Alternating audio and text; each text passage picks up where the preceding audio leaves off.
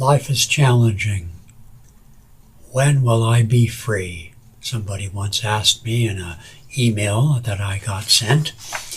Is it enough to find soul freedom when we come to the realization that this world cannot give us what we seek? The answer to that is no. Just because the world is a bummer, is not going well for you, or for everyone around you, or in the world, in the greater world in which we live with all the problems we face, turning our back on the world will not give you an exit visa for the soul to transcend this beleaguered planet of ours. It doesn't work that way. Yes, we have to, or we generally do, come to some kind of disappointment and disillusionment with what life seems to offer people normally, happiness in the form of possessions and pleasures and status and money and all that. Okay, fine. That's sort of kindergarten in a certain way of thinking to what it means to turn to God, turn to the spiritual path. Granted, that's true, but it's far from being enough.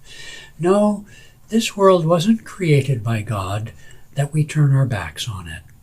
This world wasn't created so we could look at it and yawn and go back to sleep. This world was created that we might discover, uncover the hide-and-seek game that God is playing with us in the beauties of the world, but also in the sorrows. Because the beauties of the world just make us want to stay here. And, in the comfort and pleasures of life, if that's what you've received in this lifetime, you're not going to really think all that deeply. It's only when you lose something that you wanted, or failed to get what you wanted, or got what you wanted, worse yet, and realize that it didn't give you what you wanted, not entirely at least, it's only then that we think and look deeper.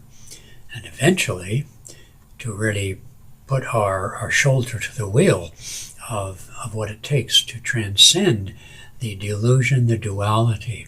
There's nothing wrong with success. In fact, I think it would be safer to say that the soul needs to achieve success in many different ways, through many different lives, in order to see through the delusion that success will bring us lasting happiness. After all, if you're miserable and you didn't get what you wanted, or you don't get what you see other people have, it just makes you want it more. Very few people who are disillusioned by life are necessarily energized to seek it in the soul, to seek it in God, to seek it in transcendence. They may give up, they may even commit suicide, but that doesn't do it.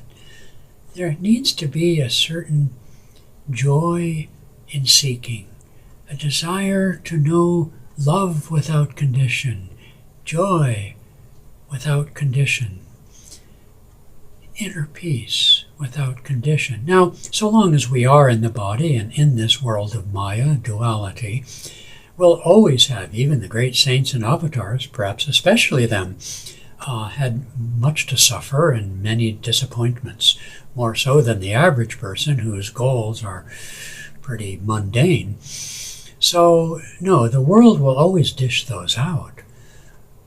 And so what we need to really achieve true transcendence, true success, true soul happiness is the courage, the strength, the inspiration, and the joy of finding it right here and now. God is revealed to us in the implicit, innate joy of meditation and prayer, and in selflessness and selfless service, and in seeing the Spirit, the God, in other people and in circumstances, and eventually, as we mature spiritually, even in difficulties. So no, disillusionment is not enough. We must also seek the untrammeled, unconditional love of God, the unconditional inner peace and joy of the soul. Okay, shoulder on, great souls.